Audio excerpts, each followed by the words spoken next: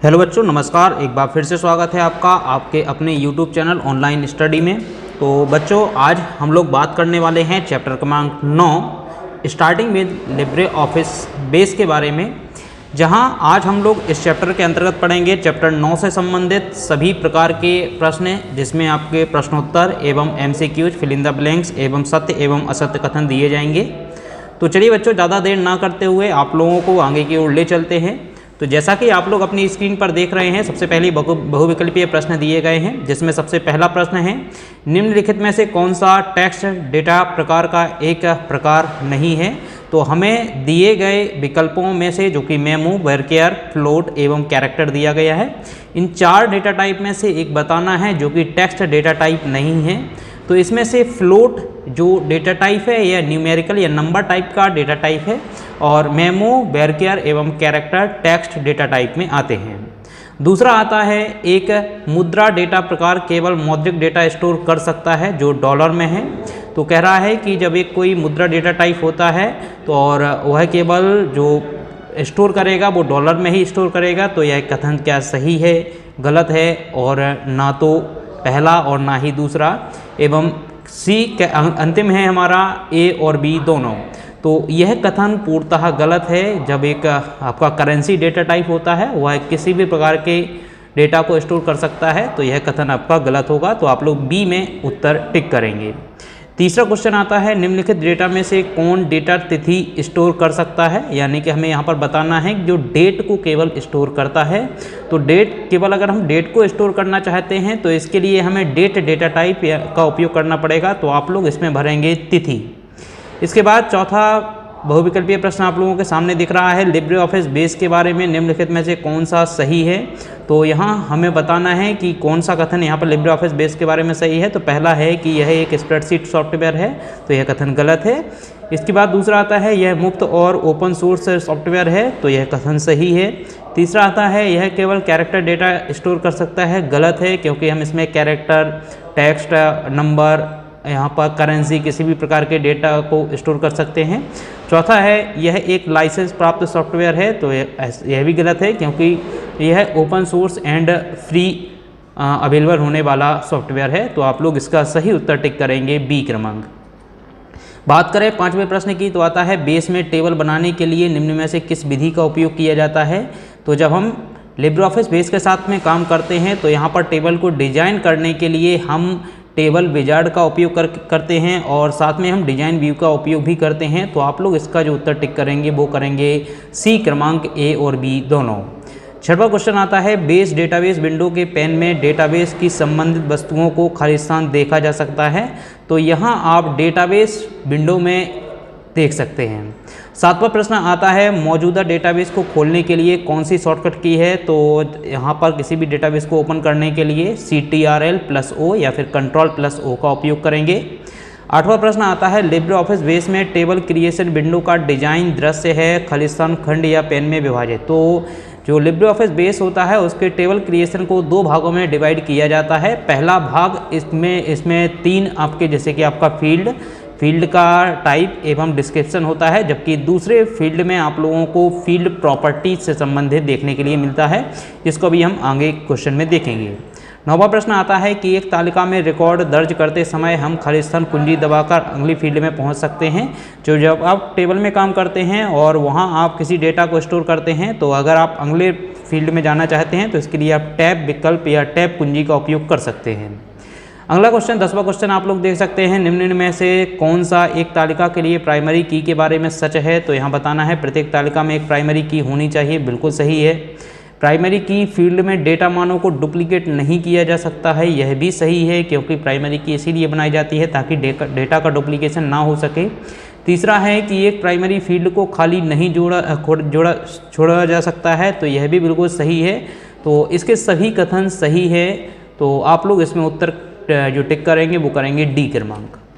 इसके बाद बात करें सत्य एवं असत्य कथन की या फिर सही गलत कथनों की, तो आप लोग अपनी स्क्रीन पर देख सकते हैं। पहला कथन दिया गया है, टेक्स्ट डेटा में विशेष कैरेक्टर हो सकते हैं। तो जो कथन बिल्कुल आपका सही है, इसमें आप विशेष कैरेक्टर रख सकते हैं। दूसरा, मेमो डेटा टाइप का उपयोग वर्णनात्मक डेटा को स्टोर करने के लिए किया जाता है। तो यह कथन भी आप लोगों का सही है। यहाँ हम जब डेटा को वर्णनात्मक तरीके से स्टोर करने की आवश्यकता होती है तो इसके लिए हम मेमो डेटा टाइप का उपयोग कर सकते हैं। तीसरा आता है, एक बूलियन डेटा टाइप में 2 या 2 से अधिक मान हो सकते हैं, जो कि कथन आपका गलत है, क्योंकि यहाँ पर केवल 2 ही मान हो सकते हैं, जो या तो ट्रू होगा या फिर फॉल्स होगा। इसके बाद बात करें, हम लिब्रे ऑफिस बेस में ऑडियो डेटा स्टोर नहीं कर सकते हैं, तो यह कथन गलत है। हम इसके अंदर ऑडियो और वीडियो दोनों प्रकार के डेटा को स्टोर कर सकते हैं। इसके बाद 5वां क्वेश्चन आता है, चयनित डेटा प्रकार के अनुसार किसी फील्ड के प्रॉपर्टीज बदलते हैं। बिल्कुल, यहाँ पर जब हम कोई भी फील्ड को सिलेक्ट करते हैं उसके अनुसार ही हम उसकी फील्ड प्रॉपर्टीज को चेंज कर सकते हैं।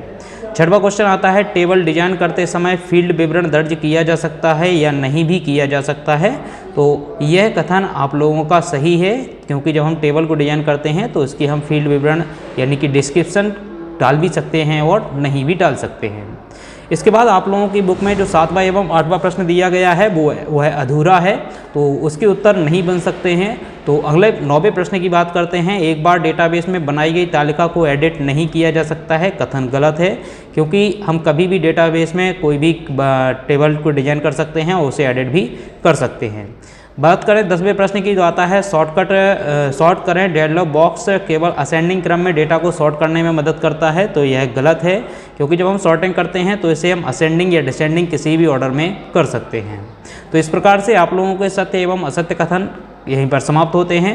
अब बात करते हैं खालिस्तान के बारे में। तो आप लोग देख सकते हैं, पहला खालिस्तान दिया गया है, एक डेटा प्रकार उस डेटा के प्रकार को संदर्भित करता है जिसे उस विशेष फील्ड में स्टोर किया जाएगा। तो बच्चों, यहाँ पर यह जो खालिस्तान है पूरी तरीके से भरा भी हुआ है। तो इसमें आपको जो प्रश्न मिलेगा वो इस तरीके से मिलेगा कि एक खालिस्तान उस डेटा के प्रकार को संदर्भित करता है जिसे उस विशेष फील्ड में स्टोर किया जाएगा। तो आप लोग इसमें भरेंगे डेटा प्रकार या फिर डेटा टाइप। दूसरा प्रश्न आता है, खालिस्तान डेटा अक्षरों, संख्याओं या विशेष कैरेक्टर का एक संयोजन है। तो आप लोग इसके अंदर लिखेंगे टेक्स्ट। इसके बाद बात करें तीसरे फिल इन द ब्लैंक की, तो आता है, आधार नंबर को स्टोर करने के लिए खालिस्तान डेटा टाइप का उपयोग किया जा सकता है।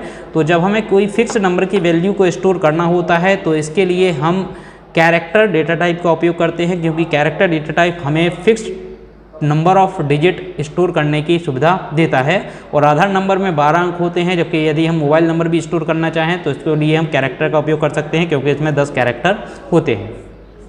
बात करें डिजिटल छवियों को स्टोर करने के लिए खालिस्तान डेटा टाइप का उपयोग किया जाता है। तो जब हमें डिजिटल इमेजेस को स्टोर करना होता है तो इसके लिए हम बाइनरी डेटा टाइप का उपयोग करते हैं।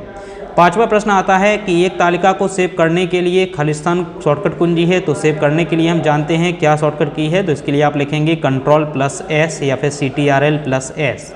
बात करें 6वें प्रश्न की, जो आता है, बेस इंटरफेस विंडो पर खालिस्तान डेटाबेस में ऑब्जेक्ट के देखने के प्रकार के बारे में जानकारी प्रदर्शित होती है। तो इसके अंदर आप लोग लिखेंगे स्टेटस बार, जहां पर कि हम किसी ऑब्जेक्ट के बारे में जानकारी को देख सकते हैं।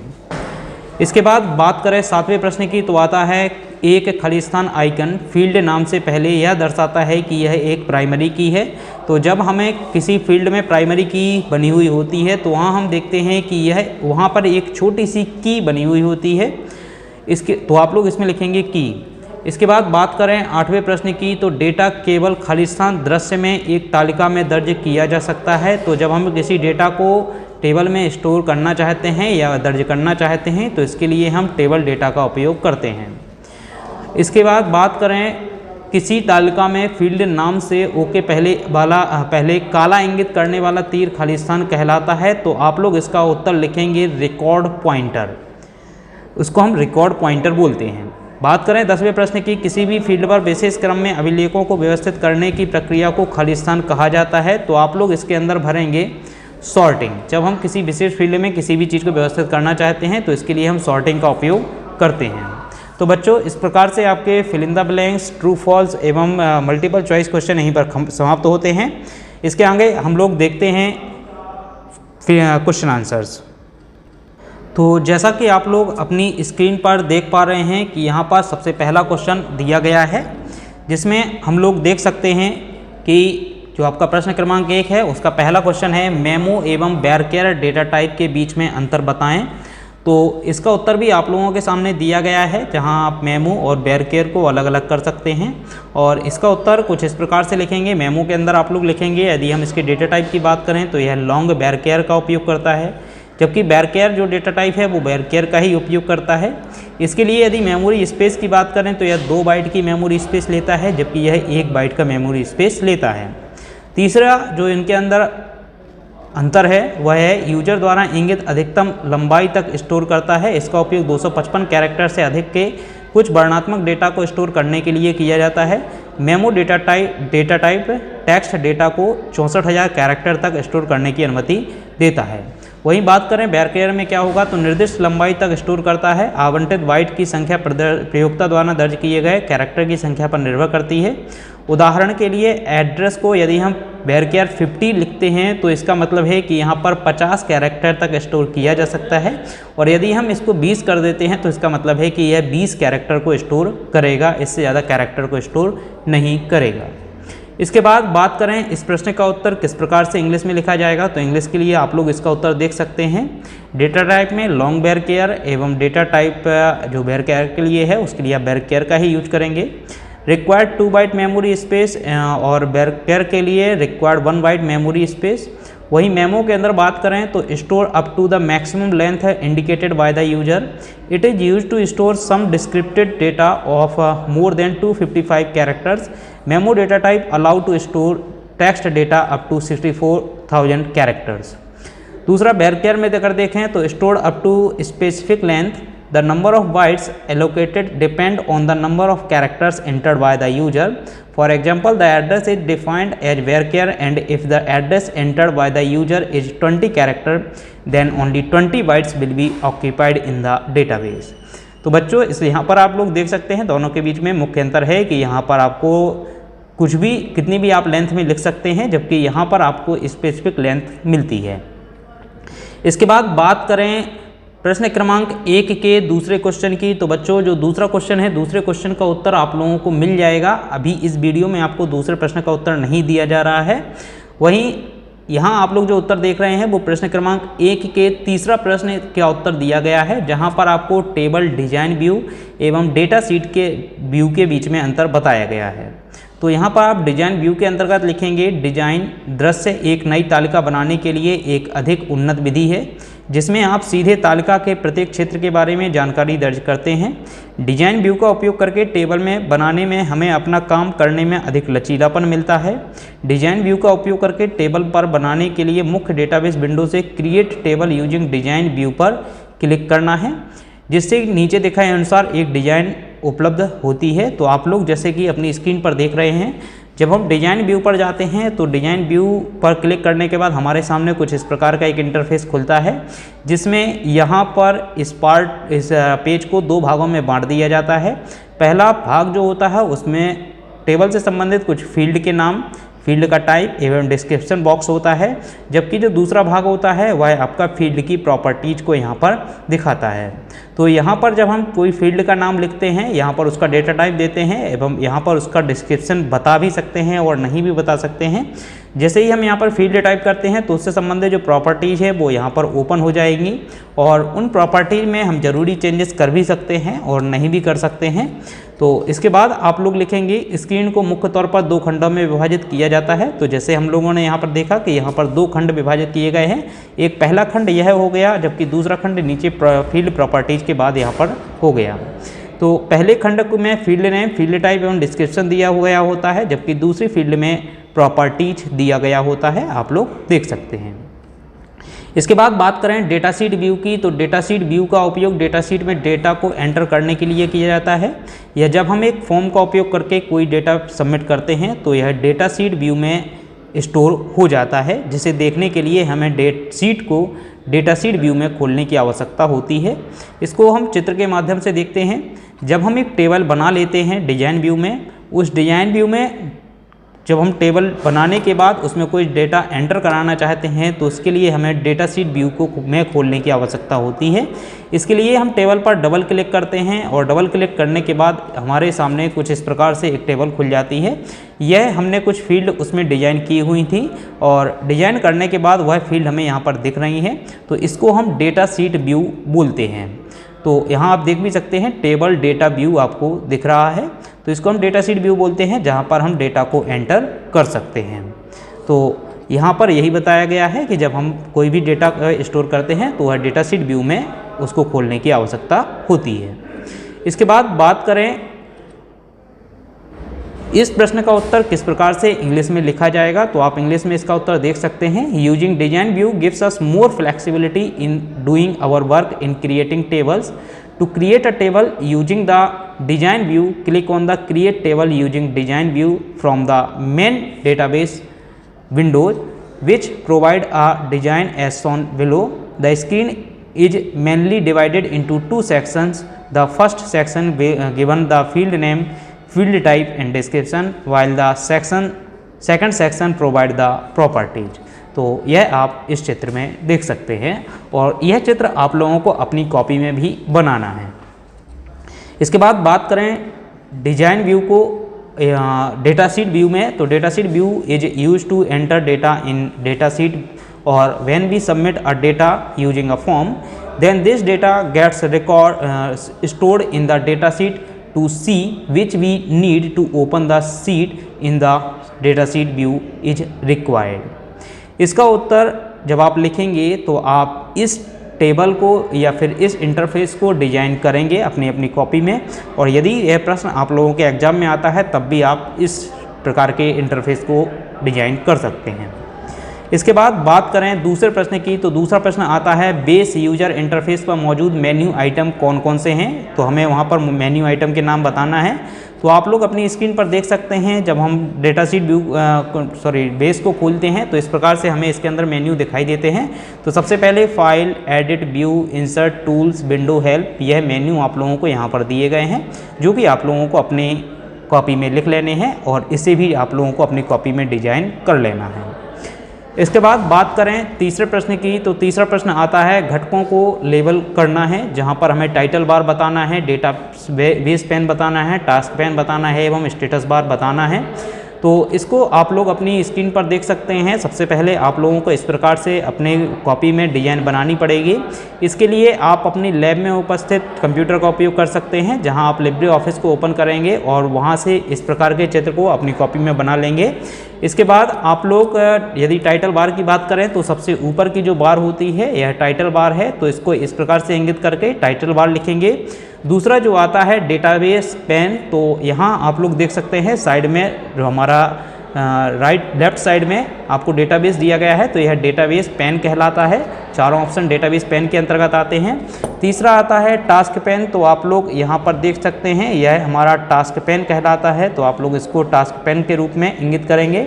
और अंतिम आता है स्टेटस बार, तो जो सबसे नीचे की ओर बार दी गई होती है जो कि आपकी स्टेटस बार के अंतर्गत आती है। तो इस प्रकार से आप इस चित्र को अपनी कॉपी में डिजाइन कर लेंगे। इसके बाद बात करें चौथे प्रश्न की, तो चौथा प्रश्न आता है कि हम एक तालिका में एक प्राइमरी की किस प्रकार से परिभाषित कर सकते हैं। तो यदि हम एक अपनी तालिका में कोई प्राइमरी की को परिभाषित करना चाहते हैं तो इसके लिए हमें कुछ प्रक्रिया को अपनाना होगा। तो सबसे पहले आप लोग इसका उत्तर लिखेंगे। जैसा कि हम जानते हैं कि हर एक टेबल में एक प्राइमरी की होनी चाहिए जो टेबल में विशिष्ट रूप से रिकॉर्ड की पहचान करती है। किसी विशेष फील्ड को प्राइमरी की के रूप में बनाने के लिए फील्ड नाम से पहले माउस पॉइंटर ले जाएं।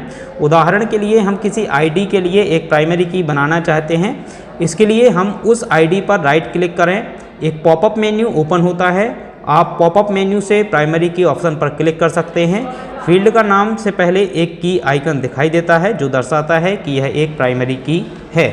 चलिए इस प्रश्न को हम लोग प्रैक्टिकली समझ लेते हैं कि किस प्रकार से हम एक प्राइमरी की को देख सकते हैं।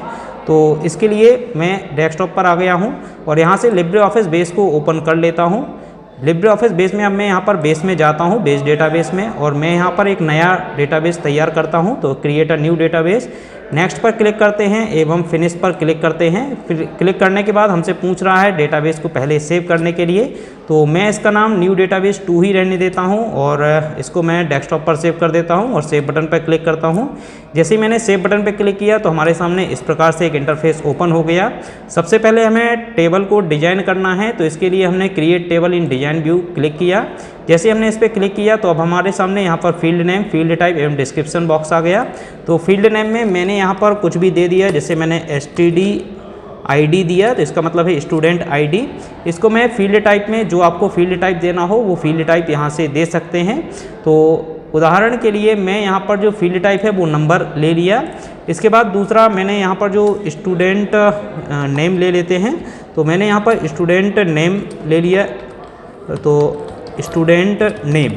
इसके बाद मैं इसके अंदर टेक्स्ट वेरक्यार ही रहने देता हूँ। इसके बाद मैं यहाँ पर क्लास ले लेता हूँ, देन इसके बाद सब्जेक्ट ले लेता हूँ और इस प्रकार से इसके अंदर यदि आप फील्ड टाइप चेंज करना चाहें तो चेंज कर सकते हैं।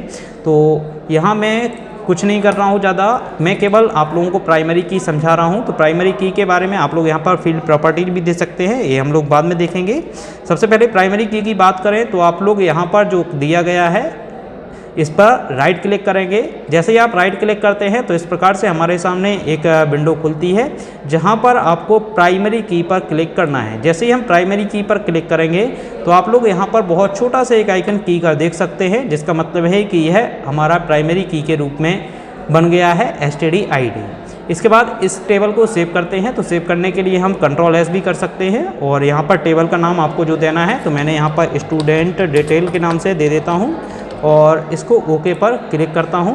तो यह टेबल हमारी स्टूडेंट के नाम से सेव हो चुकी है और इसको बंद कर देता हूं। तो अब आप लोग टेबल में देख सकते हैं यहाँ पर एक स्टूडेंट टेबल बन चुकी है। और यदि हम इसको डेटा शीट व्यू में ओपन करना चाहें तो इस पर डबल क्लिक करेंगे तो यह हमारी डेटा शीट व्यू में ओपन हो चुकी है। और अब आप लोग इसमें फील्ड रिकॉर्ड दर्ज कर सकते हैं और आगे बढ़ सकते हैं जो आपको इसमें रिकॉर्ड डालना हो। तो बच्चों इस प्रकार से हमने देखा किस प्रकार से हम एक टेबल में प्राइमरी की डिजाइन कर सकते हैं। इस प्रश्न का उत्तर यदि हम इंग्लिश में देखें तो आप लोग देख सकते हैं as we know each table must have a primary key that uniquely identify the record in the table to make a particular field as the primary key. Move the mouse pointer before the field name. For example we create a primary key for an ID. For this we right click on that ID. A pop-up menu open. You click on the primary key option from the pop-up menu.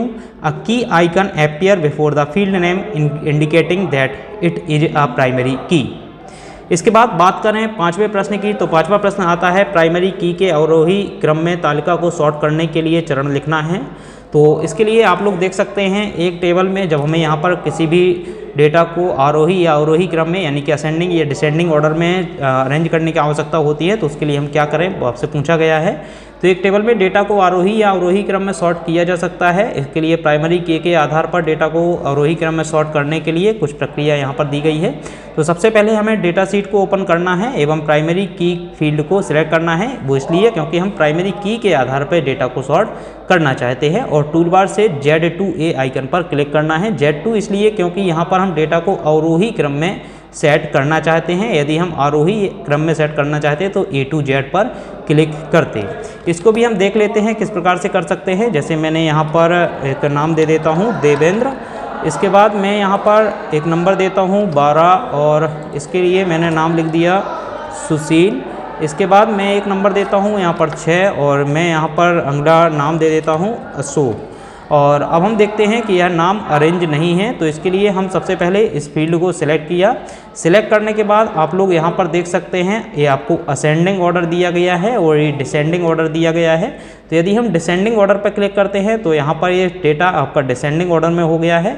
और यदि हम इसको ascending order में करना चाहते हैं तो आप लोग इसको असेंडिंग ऑर्डर में भी कर सकते हैं। तो यह आपकी सॉर्टिंग कहलाती है, आप उसे किसी प्रकार से भी कर सकते हैं। बात करें इंग्लिश में इस प्रश्न का उत्तर किस प्रकार से लिखा जाएगा, तो आप लोग देख सकते हैं the data in a table can be sorted in ascending or descending order. Follow the following procedure to sort the data in descending order on the based on primary key. First point is open the data sheet and select the primary key field, and second point is click on the Z2A icon from the toolbar. इसके बाद बात करें अंतिम प्रश्न यानी कि 6वें प्रश्न की, तो आता है कि एक डेटाबेस में तालिकाओं के संबंध में नेविगेशन बॉक्स का उपयोग क्या है। तो यहाँ पर हमें नेविगेशन बॉक्स के बारे में बताना है। तो आप लोग देख सकते हैं टेबल में विभिन्न रिकॉर्ड के माध्यम से नेविगेट करने के लिए हम डेटाशीट विंडो के नीचे मौजूद नेविगेशन बॉक्स का उपयोग करते हैं। यह किसी भी समय टेबल में वर्तमान रिकॉर्ड को इंगित करता है। नेविगेशन बॉक्स के विभिन्न घटक होते हैं। तो इसमें 2 घटक होते हैं, सबसे पहला रिकॉर्ड सिलेक्टर बॉक्स और दूसरा navigation button. Record selector box में आप लोग लिखेंगे यह टेक्स्ट बॉक्स है जहां वर्तमान में एक्टिव रिकॉर्ड संख्या प्रदर्शित की जाती है। हम उस रिकॉर्ड संख्या को एंटर कर सकते हैं जिसे हम इस टेक्स्ट बॉक्स में देखना चाहते हैं। दूसरा नेविगेशन बटन की बात करें तो इसका उपयोग तालिका में लंबवत स्क्रॉल करने के लिए किया जाता है। तो इसको भी हम देख लेते हैं किस प्रकार से। यहाँ पर इसका उत्तर आप देखेंगे तो यार नीचे की ओर, सबसे नीचे की ओर आप यहाँ पर देख रहे होंगे ये नेविगेशन बटन नेविगेशन बॉक्स कहलाता है। इस नेविगेशन बॉक्स में हमें 2 चीज़ें यहाँ पर देखने के लिए मिल रही है। सबसे पहले यहाँ पर रिकॉर्ड सिलेक्टर बॉक्स, इसका मतलब है कि यहाँ पर हम, चूँकि इसमें टोटल 1 of 3 लिखा हुआ है, जिसका मतलब है कि हम 3 रिकॉर्ड इस टेबल में टोटल दिए गए हैं और यहाँ पर हम पहले नंबर के रिकॉर्ड पर हैं। यदि हम इसको 3 करते हैं तो हम देखेंगे यहाँ पर कि ऑटोमेटिकली हमारा जो कर्सर है वो तीसरे नंबर के रिकॉर्ड पर आ जाएगा। तो अब हम लोग एंटर जैसे ही करेंगे तो यहाँ पर हम देखेंगे कि हमारा जो कर्सर है वह 3 नंबर के रिकॉर्ड पर आ चुका है। यदि हम इसके अंदर और संख्या बढ़ाते हैं, मैंने 15 किया और यहाँ पर जो भी आपको नाम लिखना वो लिख दिया और करेंगे तो आप लोग यहाँ पर भी चेंजेस देख सकते हैं। 4 रिकॉर्ड इसके अंदर हो गए हैं और अभी करंट में हम 4 नंबर के रिकॉर्ड पर है। यदि हम इसमें 2 पर क्लिक करते हैं तो यहाँ पर आप देखेंगे हम 2 नंबर के रिकॉर्ड पर ऑटोमेटिकली पहुँच जाएंगे। तो यह हमारा रिकॉर्ड सिलेक्टर बॉक्स होता है। और दूसरा आप लोगों ने जो देखा नेविगेशन बटन, तो ये हमें कुछ नेविगेशन बटन दिए गए हैं। इन नेविगेशन बटन का उपयोग हम एक डेटा से दूसरे डेटा या फिर लास्ट के डेटा तक जाने के लिए इस प्रकार से करते हैं। जैसे यहाँ पर अगर मैं इस बटन पर क्लिक करता हूँ तो मैं पहले नंबर के रिकॉर्ड पर पहुँच चुका हूँ और अगर मैं इस रिकॉर्ड पर क्लिक या इस बटन पर क्लिक करता हूँ मैं डायरेक्ट लास्ट वाले रिकॉर्ड पर पहुँच जाऊँगा और यहाँ क्लिक करते हैं तो सबसे पहले वाले रिकॉर्ड पर पहुँच जाऊँगा। तो इस प्रकार से यदि हमें एक एक करके आगे पीछे जाना है तो आप इन बटनों का यूज करेंगे और यदि हम सीधा लास्ट या अंतिम में पहुँचना चाहते हैं तो इन बटन का उपयोग कर सकते हैं। तो ये हमारे नेविगेशन टूल उपलब्ध बटन कहलाते हैं। इसका उत्तर यदि हम इंग्लिश में देखें तो आप लोग देख सकते हैं we use the navigation box at the bottom of the data sheet window to navigate through the various record in the table. It indicate the current record in the table at any time. The various component of the navigation box are as follows. First point is record selector box. तो इसमें आप लिखेंगे this is the text box where the currently active record number is displayed. We can enter the record number that we want to see in this text box. Second point is navigate button. It is used to scroll vertically in the table. तो बच्चों इस प्रकार से chapter क्रमांक 9 के उत्तर यहीं पर समाप्त होते हैं। अगले वीडियो में जब आपसे मुलाकात होगी तो उसमें हम बात करेंगे चैप्टर क्रमांक 10 से संबंधित जो आपके प्रश्न उत्तर होंगे। जहाँ तक बात है कि आपके उत्तर लेट होते हैं तो कुछ ऐसी पर्सनल प्रॉब्लम हो जाती हैं जिसकी वजह से वीडियो बनाना मुश्किल हो जाता है। तो बच्चों आप लोग इसी प्रकार से चैनल के साथ में बने रहें। अगर आपके वीडियो लेट होते हैं तो थोड़ा सा सब्र रखें, आपको वीडियो ज़रूर मिलेंगे, आपको सभी प्रश्नों के उत्तर ज़रूर दिए जाएंगे, लेकिन थोड़ा सा सब्र रखें अगर कभी आपके वीडियो लेट होते हैं। तो बच्चों यदि जो बच्चे चैनल पर नए हैं तो वह चैनल को सब्सक्राइब करें, चैनल को या फिर वीडियो को लाइक करना ना भूलें, क्योंकि मैं देख रहा हूँ आप लोग व्यूज़ तो सही आ रहे हैं लेकिन कहीं ना कहीं लाइक में आप लोगों को कोई ना कोई समस्या आ रही है। तो यदि आप लोगों को वीडियो पसंद नहीं आ रहे हैं तो आप कमेंट बॉक्स में बताएं या फिर आप वीडियो को अनलाइक भी कर सकते हैं। लेकिन यदि आप लोगों को वीडियो पसंद आ रहे हैं तो आप लोग वीडियो को लाइक करें, क्योंकि इससे मैं मोटिवेट होता हूँ, जहाँ पर मुझे आप लोगों के लिए और भी अच्छे वीडियो बनाने के लिए मोटिवेशन मिलता है।